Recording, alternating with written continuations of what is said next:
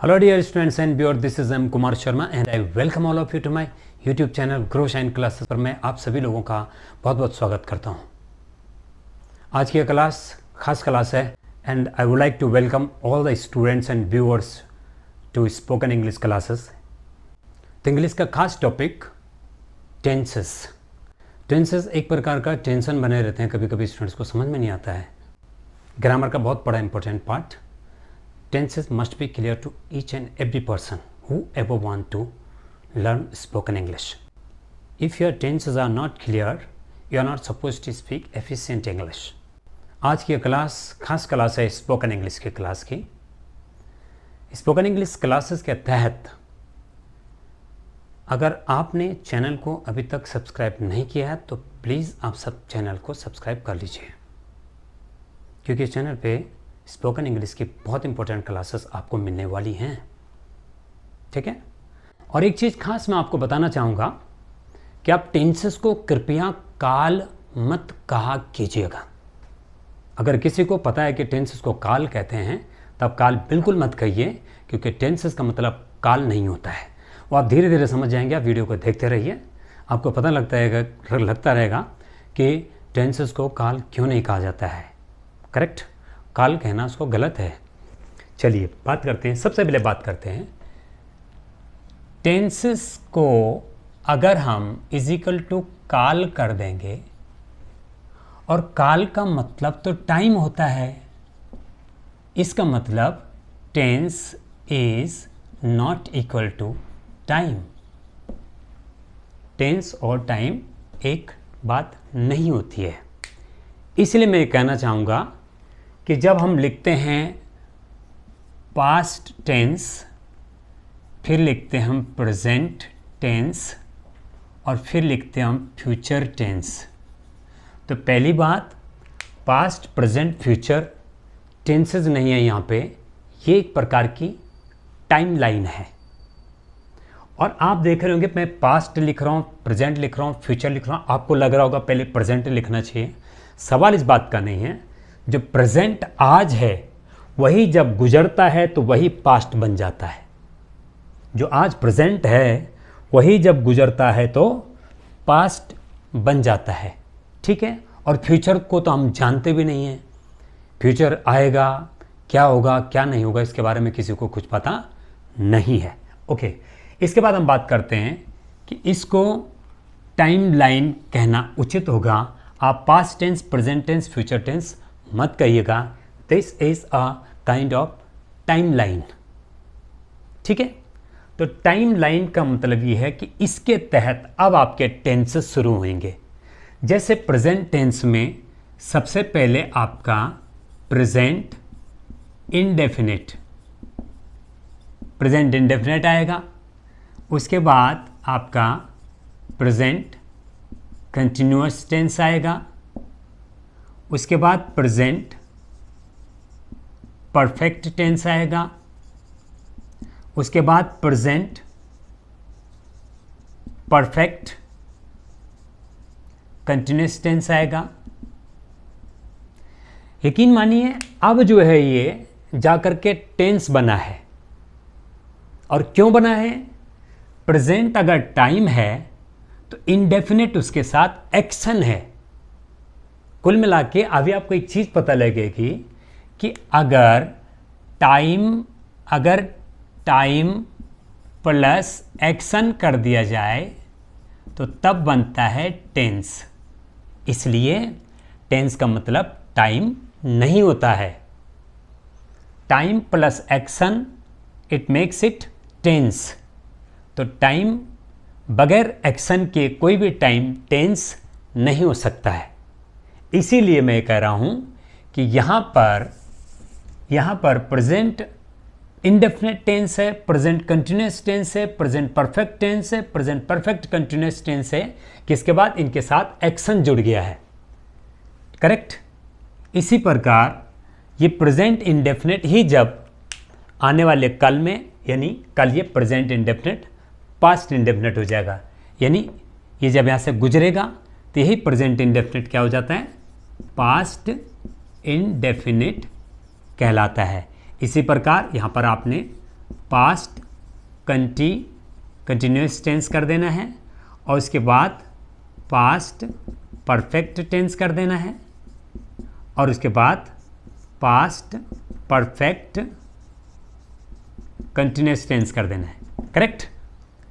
इस प्रकार से ये पास्ट आगे का जो है ये टाइम है और पीछे उसके एक्शन है, कंटिन्यूस एक्शन, परफेक्ट एक्शन, ये मैं बाद में बताऊंगा आपको। परफेक्ट कंटिन्यूस एक्शन, इस indefinite action, continuous action, perfect action and continuous action. सबसे बाद फ्यूचर, इसी प्रकार future indefinite tense, future continuous tense और इसके बाद future perfect tense and future perfect continuous tense.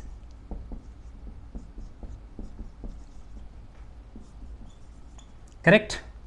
इस प्रकार से ये जो टाइमलाइन है इस मीन्स प्रेजेंट और यही प्रेजेंट गुजरने के बाद आपका पास्ट कहलाता है। इट मीन्स इस टाइमलाइन में पास्ट टाइम में करीब आपके 4 टेंसेस हैं, प्रेजेंट टाइम में भी आपके 4 टेंसेस हैं और फ्यूचर टाइम में भी आपके 4 टेंसेस हैं।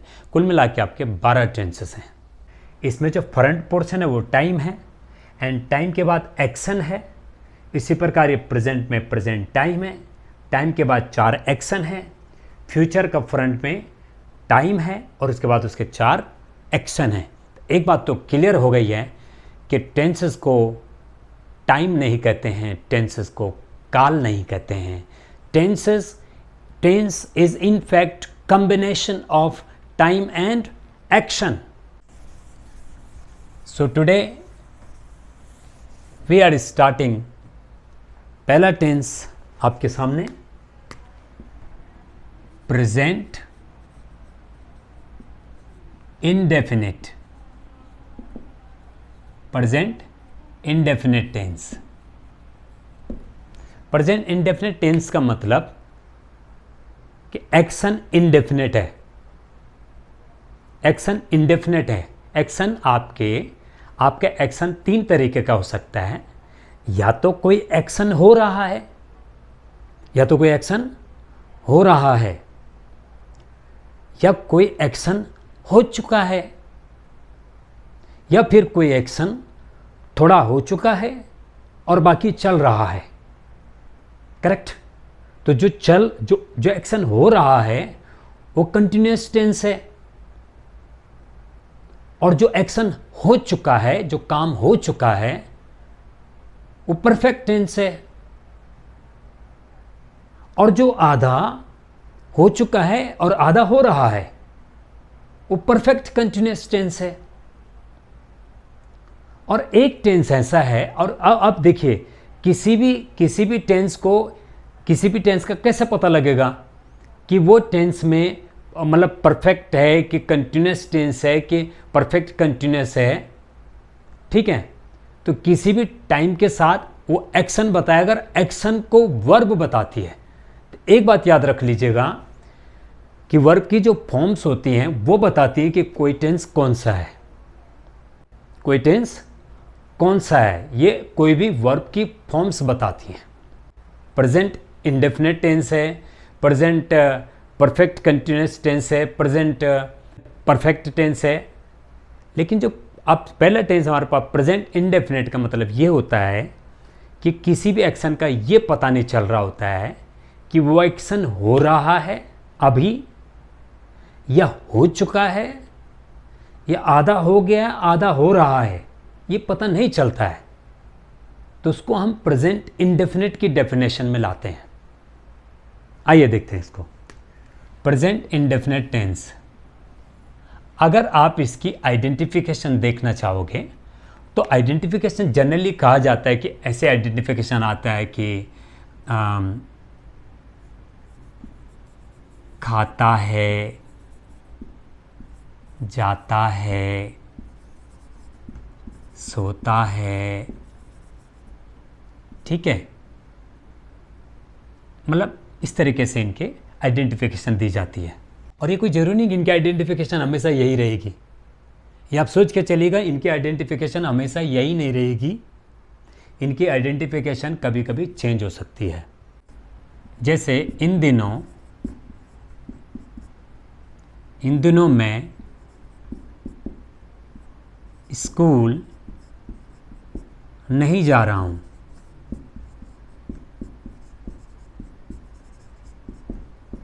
तो एक बात याद रखना, इस कंफ्यूजन में मत रहिएगा कि प्रेजेंट कंटिन्यूअस टेंस है ये, क्योंकि अक्सर हम लोग ना रटते हैं, रहा है, रही है, रहे हैं, प्रेजेंट कंटिन्यूअस टेंस होता है। दरअसल ये बात नहीं है, यहाँ पर ये प्रेजेंट इंडेफिनिट टेंस ही है, क्योंकि इन दिनों स्कूल नहीं जा रहा है, यानी कल भी नहीं गया होगा, आज भी नहीं जा रहा है, कल भी नहीं जाएगा, तो इसका मतलब तो डेफिनेट नहीं बना। इसके पैर तो पास्ट में भी है, प्रेजेंट में भी है, फ्यूचर में भी है, तो आप इसको प्रेजेंट कंटिन्यूअस टेंस नहीं कह सकते। इसलिए इस समय ये भी प्रेजेंट इंडेफिनिट ही है। तो ये है कि खाता है, पीता है, सोता है, जागता है। आपने ग्रामर की बुक्स में देखा होगा, ता है, ती है, ते हैं, ये सब हम रट रहे हैं। एग्जैक्टली ये रीज़न नहीं है, ठीक है। अच्छा, गीता स्कूल जाती है, तो जाती है तो कल भी जाती होगी, आज भी जा रही होगी और कल भी जाएगी। इसका मतलब एक्शन डेफिनेट नहीं है, इसलिए उसको हम इनडेफिनेट कहते हैं। Is this clear? सो पहला हमारे पास है प्रेजेंट इंडेफिनेट, ये इसके आइडेंटिफिकेशन दिए मैंने। और एक बात याद रखिएगा, इसमें जो आपके हेल्पिंग वर्ब है वो है डू और डज। डू और डज, ध्यान रखिएगा, हेल्पिंग वर्ब ज़्यादातर जो काम आएंगी, हेल्पिंग वर्ब काम आएंगी प्रेजेंट इंडेफिनिट में नेगेटिव बनाने के लिए, हेल्पिंग वर्ब काम आएगी प्रेजेंट इंडेफिनिट में इंट्रोगेटिव बनाने में, हेल्पिंग वर्ब काम आएगी WH फैमिली में कोई क्वेश्चन करने के लिए। और हेल्पिंग वर्ब है डू एंड डज, और डज आता आपके he, she, it, this, that, name और ग्रुप, थर्ड पर्सन के सिंगुलर के साथ। मैं इसमें क्लास पढ़ा रहा हूँ, मैं स्पोकन इंग्लिश पढ़ा रहा हूँ, तो I am the first person, आप लोग देख रहे हैं, आप सेकंड पर्सन हैं, और जिसके बारे में मैं बात कर रहा हूँ वो थर्ड पर्सन है। और थर्ड पर्सन अगर सिंगुलर है तो उसमें आपने फिर डज का यूज़ करना है, अदरवाइज आप डू का यूज़ करेंगे। स्ट्रक्चर है सब्जेक्ट प्लस वर्ब की first form plus object plus complementary, और वर्ब के साथ कभी कभी आप वर्ब के साथ एस या ES भी आपको लगाना पड़ सकता है। ये अफर्मेटिव है, दिस इज अफर्मेटिव, ओके। और इस पर हम एक इमेजिनेशन करते हैं, एक सेंटेंस लाते हैं। सेंटेंस है शी नोज। देखिए, शी मीन्स थर्ड पर्सन की सिंगुलर है, मैं फर्स्ट पर्सन हूँ, आप सेकंड पर्सन हैं, और जिसके बारे में हम बात कर रहे हैं वो एक लड़की है और वो अकेला है। She knows everything, she knows everything about this software, okay. इसका मतलब सी इसमें डूअर है, सब्जेक्ट है, सब्जेक्ट मीन्स जो क्रिया करता है इज कॉल्ड डूअर, ठीक है। और जो क्रिया करता है, जो एक्शन करता है, वो आपका वर्ब हो गया, ठीक है। और जिसके ऊपर एक्शन होता है वो आपका ऑब्जेक्ट हो गया, और बाकी रेस्ट मटेरियल। तो सी यहाँ पे सब्जेक्ट है, ये सब्जेक्ट हो गया, ये वर्ब की फर्स्ट फॉर्म हो गई, उस पर एस और ES लगा हुआ है, उस पर एस लगा हुआ है।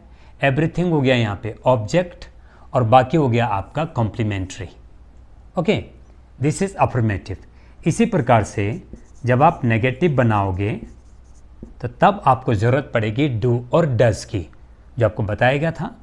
इस समय जब आप नेगेटिव बनाओगे तो तब आप लिखोगे कि वह इस सॉफ्टवेयर के बारे में कुछ भी नहीं जानती है, वह सॉफ्टवेयर के बारे में कुछ भी नहीं जानती है। कैसे बोलेंगे आप?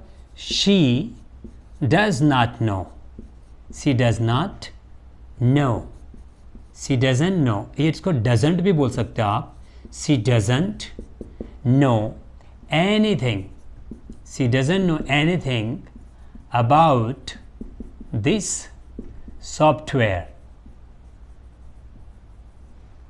She doesn't know anything about this software.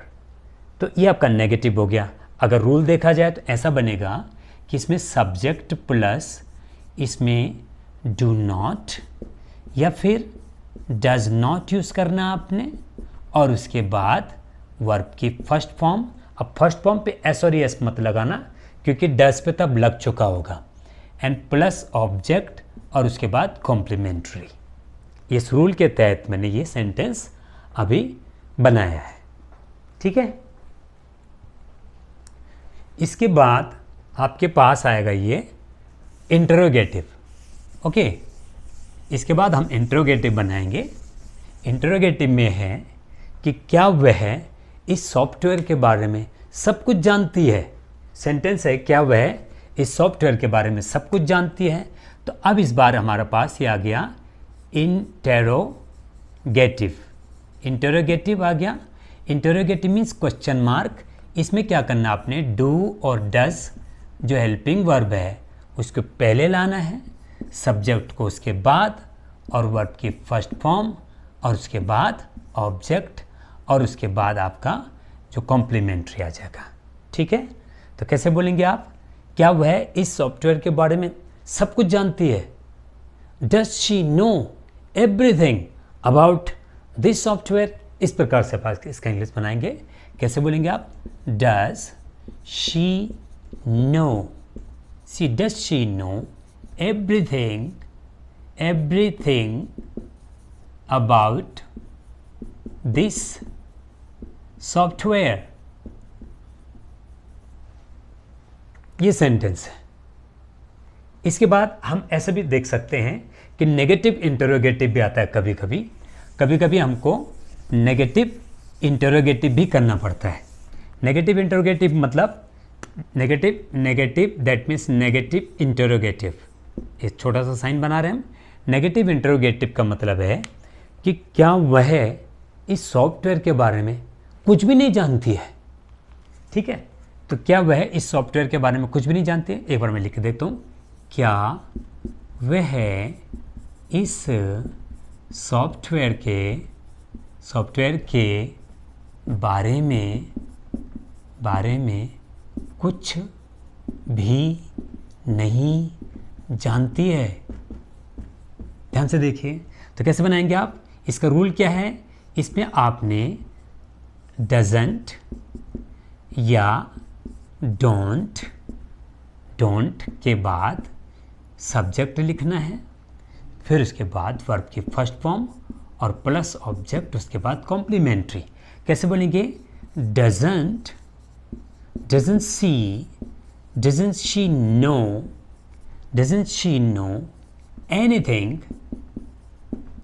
Know anything about this software. Doesn't she know anything about this software? क्या उस सॉफ्टवेयर के बारे में कुछ भी नहीं जानती है, समथिंग लाइक दैट। तो ये आपका कैसा होगा, negative interrogative.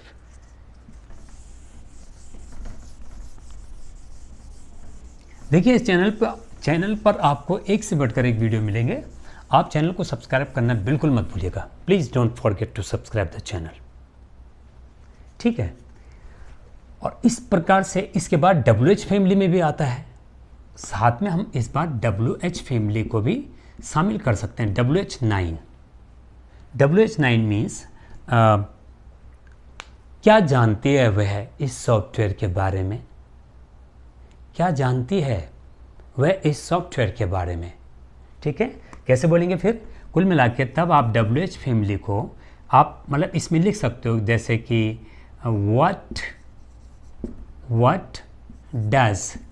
what does she know about this software? क्या जानती है वह इस सॉफ्टवेयर के बारे में। So dear student, it was the beginning of present indefinite tense. Actually अभी तो ये शुरुआत है। प्रेजेंट इंडेफिनिट हम अगले वीडियो में जारी रखेंगे। इफ़ यू अंडरस्टूड समथिंग, कुछ भी आपकी समझ में अगर आया हो तो please don't forget to subscribe the channel. I will see you in the next video. Till then take care, bye bye.